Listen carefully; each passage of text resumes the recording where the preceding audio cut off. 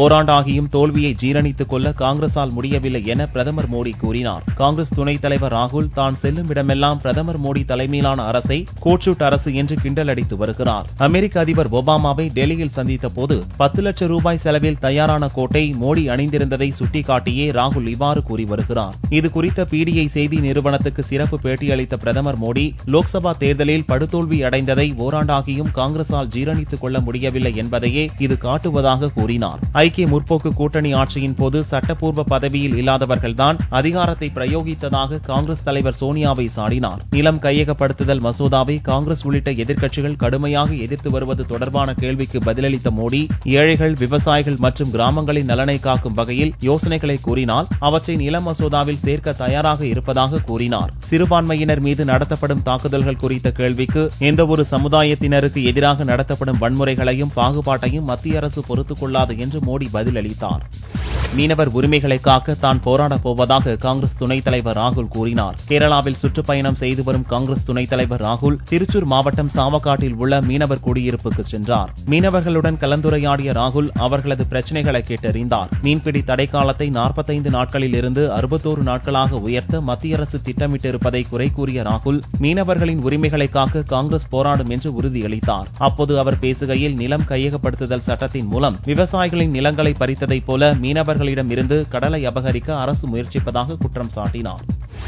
இந்தியாவின் விவகாரங்களில் தலையிடுவதை பாகிஸ்தான் நிறுத்த வேண்டும் என ராஜ்நாத் சிங் எச்சரித்தார். ஜம்மு காஷ்மீர் மாநிலம் ஜம்முவில் நடந்த நிகழ்ச்சியில் மத்திய உள்துறை அமைச்சர் ராஜ்நாத் சிங் கலந்து கொண்டார். அப்போது அவர் பேசுகையில் பாகிஸ்தானுக்கு ஆதரவாக காஷ்மீர இளைஞர்கள் கோஷங்கள் முழங்குவதை மத்திய அரசு சகித்துக் கொள்ளாது என்றும் வலிமையான இந்தியாவை உருவாக்க காஷ்மீர இளைஞர்கள் ஒத்துழைக்க வேண்டும் என்றும் கூறினார். பாகிஸ்தான் தனது சொந்த நலனை காக்க விரும்பினால் இந்தியாவின் விவகாரங்களில் தலையிடுவதை நிறுத்திக் கொள்ள வேண்டும் என்றும் ராஜ்நாத் சிங் எச்சரித்தார். இந்தியாவின் கௌரவம், மரியாதை, இறையாண்மைக்கு ஊறு விளைவிக்கும் விதமாக யார் முயற்சித்தாலும் தகுந்த பதிலடி கொடுக்கப்படும் எனவும் பாகிஸ்தான் மற்றும் பிரிவினைவாதிகளை ராஜ்நாத் சிங் எச்சரித்தார்.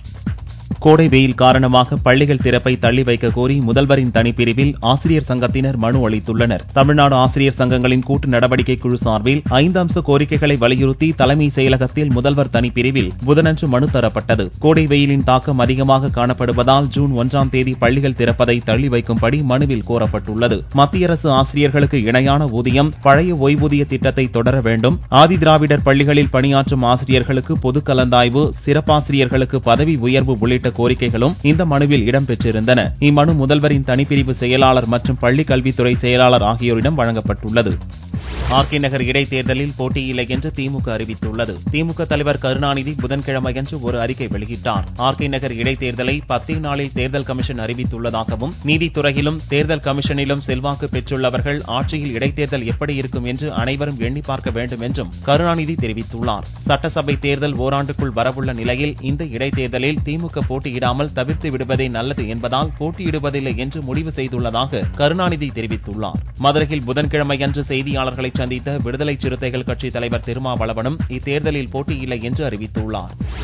பிரதீப் பைஜால் குற்றச்சாட்டுக்கு முன்னாள் பிரதமர் மன்மோகன் சிங் விளக்கம் அளித்தார். 2G அலைக்கற்றை ஒதுக்கீடு விவகாரத்தில் தயாநிதி மாறனுக்கு ஒத்துழைப்பு அளிக்காவிட்டால் கடும் விளைவுகளை சந்திக்க நேரிடும் என்று முன்னாள் பிரதமர் மன்மோகன் சிங் தன்னை மிரட்டியதாக தொலைத்தொடர்பு ஒழுங்குமுறை ஆணைய முன்னாள் தலைவர் பிரதீப் பைஜால் செவ்வாயன்று கூறினார். இந்நிலையில் புதனன்று டெல்லியில் இந்திய தேசிய மாணவர் பேரவை மாநாட்டில் பங்கேற்ற மன்மோகன் சிங் பைஜால் குற்றச்சாட்டை நிராகரித்தார். தன்னையோ தன் குடும்பத்தையோ வளப்படுத்திக் கொள்வதற்காக பிரதமர் பதவியை தான் எப்போதும் பயன்படுத்தியது இல்லை என்று அவர் விளக்கம் அளித்தார். ஐக்கிய முற்போக்கு கூட்டணி ஆட்சி போது கொள்கை ரீதியாக செயலற்ற நிலை காணப்பட்டதாக பிரதமர் மோடி கூறிய குற்றச்சாட்டையும் நிராகரித்த மன்மோகன் சிங் தான் ஆட்சியில் இருந்து வெளியேறிய போது வேகமாக வளரும் நாடுகளில் இந்தியா 2ஆம் இடத்தில் இருந்ததாக கூறினார். மோடி அரசில் இந்தியாவின் பொருளாதார நிலை திருப்திப்படும் நிலையில் இல்லை எனவும் மன்மோகன் சிங் தெரிவித்தார்.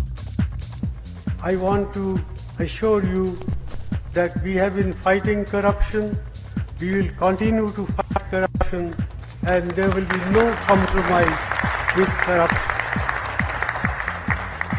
As far as I am myself concerned, I can say in all humility that I have not used my public office to enrich myself, to enrich my family, or to enrich my friends.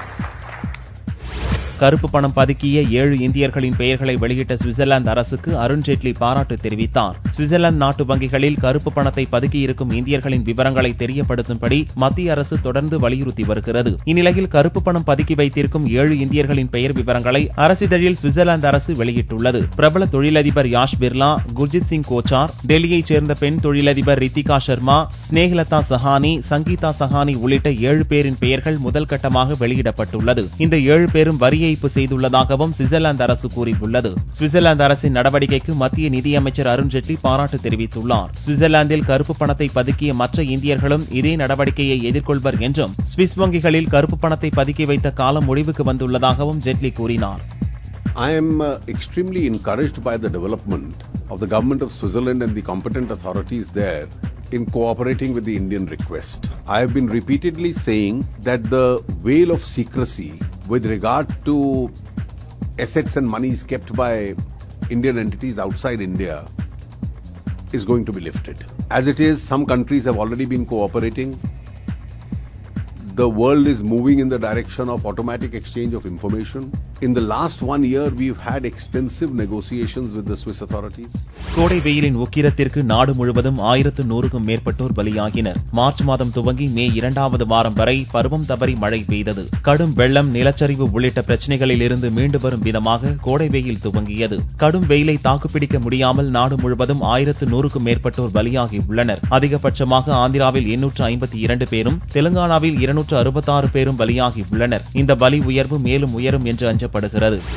மத்திய அரசை கண்டித்து டெல்லியில் ஆம் ஆத்மி கட்சியினர் போராட்டத்தில் ஈடுபட்டனர். மோடி தலைமையிலான மத்திய அரசு அமைந்து ஓராண்டாகியும் லோக்சபா தேர்தல் வாக்குறுதிகளை நிறைவேற்ற தவறிவிட்டதாக குற்றம் சாட்டி டெல்லி ஜந்தர் மந்தரில் ஆம் ஆத்மி கட்சியினர் போராட்டத்தில் ஈடுபட்டனர். கடந்த ஆண்டு மோடி அரசு ஆட்சி பொறுப்பேற்ற நாளான மே 26ஆம் தேதியை தேசிய ஜனநாயக கூட்டணி அரசின் நினைவு தினம் என்ற வாசகத்துடன் கூடிய பேனர்களையும் ஆம் ஆத்மி கட்சியினர் பிடித்திருந்தனர். டெல்லி அரசின் செயல்பாட்டில் மத்திய அரசு குறுக்கீடு செய்வதை கண்டித்தும் டெல்லிக்கு முழு மாநில அந்தஸ்து வழங்க வலியுறுத்தியும் போராட்டத்தில் ஈடுபட்டவர்கள் கோஷமிட்டனர். குடும்ப பிரச்சினைகளை திசை திருப்புவதற்காகத்தான் ஜெயலலிதா மீதான சொத்து குவிப்பு வழக்கில் மேல்முறையீடு செய்ய திமுக முடிவு எடுத்துள்ளதாக பாரதிய ஜனதா கட்சியின் தேசிய செயலாளர் H. ராஜா தெரிவித்துள்ளார். புதுச்சேரி யூனியன் பிரதேசம் காரைக்காலில் பாரதிய ஜனதா தொழிற்சங்க துவக்க விழாவிற்கு வருகை தந்த தேசிய செயலாளர் H. ராஜா செய்தியாளர்களை சந்தித்தார். ஜெயலலிதா மீதான சொத்து குவிப்பு வழக்கில் திமுக மேல்முறையீடு செய்வதாக முடிவு செய்துள்ளது குறித்து கேட்டபோது, குடும்ப பிரச்சினை சிக்கலாக உள்ள நிலையில் திசை திருப்புவதற்காகத்தான் இதுபோன்று பேசி வருவதாக ராஜா கூறினார். கூட்டணி குறித்த கேள்விக்கு பாரதிய ஜனதாவை பொறுத்தவரை கட்சியையும் கூட்டணியையும் ஒரே நேரத்தில் வலுப்படுத்த நினைப்பதாகவும், கூட்டணி குறித்து தேர்தல் நேரத்தில்தான் முடிவு செய்ய முடியும் என்றும் ராஜா தெரிவித்தார்.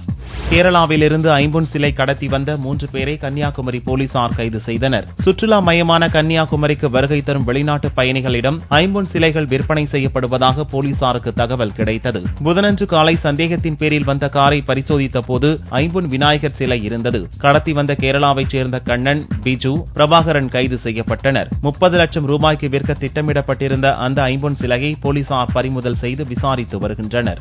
கோவையில் ரசாயனம் மூலம் பழுக்க வைத்த 5 லட்சம் ரூபாய் மதிப்புள்ள 10 டன் மாம்பழங்களை உணவுப் பொருள் பாதுகாப்பு அதிகாரிகள் பறிமுதல் செய்தனர். கோவை மாவட்டம் குனியமுத்தூர் பகுதியில் உள்ள மாம்பழ குடோனில் உணவு பாதுகாப்புத்துறை அதிகாரிகள் அதிரடி சோதனை நடத்தினர். அப்போது கார்பைட் கல் வைத்து மாம்பழங்கள் பழுக்க வைத்திருந்தது கண்டுபிடிக்கப்பட்டது. 500 பெட்டிகளிலிருந்து 5 லட்சம் ரூபாய் மதிப்பிலான மாம்பழங்களை அதிகாரிகள் பறிமுதல் செய்தனர். மாம்பழங்கள் கல் வைத்து பழுக்க வைக்கப்படும் சம்பவம் குறித்து குடோன் உரிமையாளர் கனியிடம் உணவு பாதுகாப்புத்துறை அதிகாரிகள் விசாரணை நடத்தி வருகின்றனர்.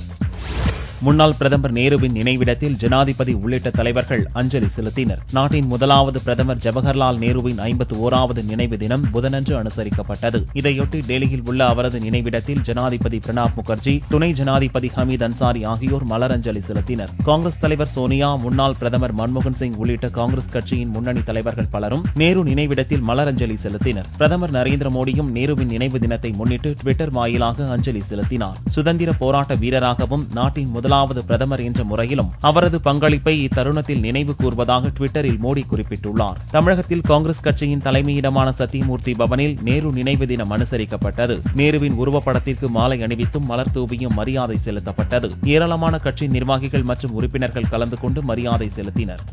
வேலூரில் திடீரென ஆலங்கட்டி மழை பெய்ததில் வெப்பம் தணிந்து குளிர்ச்சி உண்டானதால் மக்கள் மகிழ்ச்சி அடைந்தனர். வேலூர் மாவட்டம் காட்பாடி, சத்துவாச்சாரி உள்ளிட்ட இடங்களில் திடீரென ஆலங்கட்டி மழை சூறாவளி காற்றுடன் பெய்தது. வேலூர் மாவட்டத்தில் 107 டிகிரி, 108 டிகிரி என்று கடுமையான வெப்பம் நிலவி வந்த நிலையில் திடீரென 1 மணி நேரம் ஆலங்கட்டியுடன் நல்ல மழை பெய்ததால் வெப்பம் ஓரளவு தணிந்து பூமி குளிர்ச்சி அடைந்தது. இந்த திடீர் மழையால் அனல் காற்று அடங்கி குளிர்ச்சி அடைந்தது. காரைக்கால் அடுத்த நேரு பகுதியில் மீட்கப்பட்ட ஆஸ்திரேலிய ஆந்தையை வனத்துறையினர் காட்டுப்பகுதியில் விட முடிவு செய்துள்ளனர்.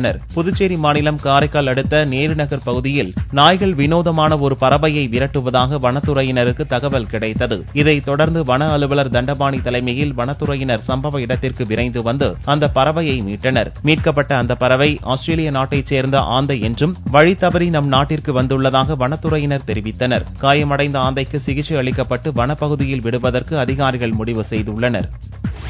தஞ்சையில் ஆதார் அட்டை டோக்கன் வழங்கும் பணியின் போது பொதுமக்களிடையே தள்ளுமுள்ளு ஏற்பட்டது. தஞ்சையில் மாநகராட்சிக்கு உட்பட்ட 51 வார்டுகளில் ஆதார் அட்டைக்காக புகைப்படம் எடுக்கும் பணி நடந்து வருகிறது. இதற்கான டோக்கன் வாங்குவதற்கு காலை 6 மணி முதல் 100க்கும் மேற்பட்ட பொதுமக்கள் நீண்ட வரிசையில் காத்திருந்தனர். அலுவலர்கள் வந்தவுடன் முறையாக டோக்கன் வழங்கப்படாததால் வரிசையில் நின்றிருந்த பொதுமக்கள் முண்டியடித்ததால் தள்ளுமுள்ளு ஏற்பட்டது. ஒரு வழியாக வரும் ஜூன் 5ஆம் தேதி வரை புகைப்படம் எடுப்பதற்காக டோக்கன் வழங்கப்பட்டது.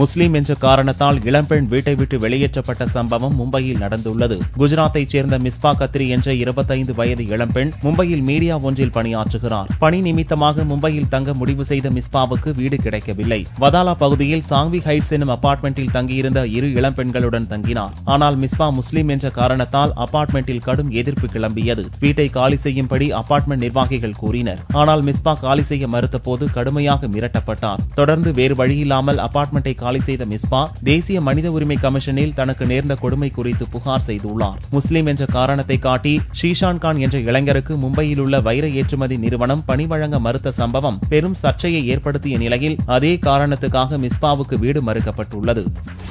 20,000 ரூபாய்க்காக மனைவியின் மூக்கை அறுத்து கணவன் கொடுமைப்படுத்தியுள்ளான். உத்தரப்பிரதேச மாநிலம் பிலிபித் மாவட்டத்தில் உள்ள புரன்பூர் டவுனைச் சேர்ந்தவர் ரூபினா.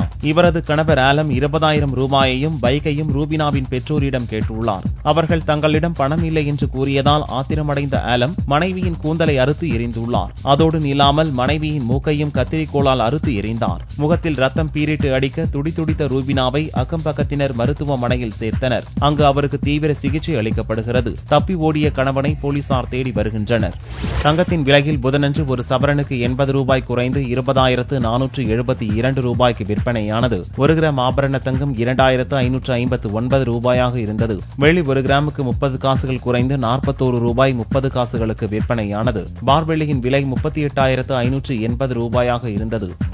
ஹீரோக்களுக்கு இணையாக நடிகர் கவுண்டமணி சாதனை புரிந்துவிட்டார். இது அவரது நடிப்பால் வந்த சாதனையேதான். கடந்த 25ஆம் தேதி பிறந்த நாளை கொண்டாடிய நடிகர் கவுண்டமணிக்கு சமூக வலைதள பக்கங்களில் வாழ்த்துக்கள் குவிந்து விட்டதாம். கவுண்டமணி செந்தில் காமெடி கூட்டணியை மிஞ்ச இதுவரை யாரும் இல்லாத நிலையில் அவர் பட காமெடியை வைத்தே பிறந்த நாள் வாழ்த்துக்கள் களை கட்டியது. பிரபல ஹீரோக்கள் எதிர்பாராத அளவுக்கு கவுண்டமணி ரசிகர்கள் வாழ்த்தி தள்ளிவிட்டார்கள். கவுண்டமணியை நினைத்து கோலிவுட் பெருமைப்படுகிறதாம்.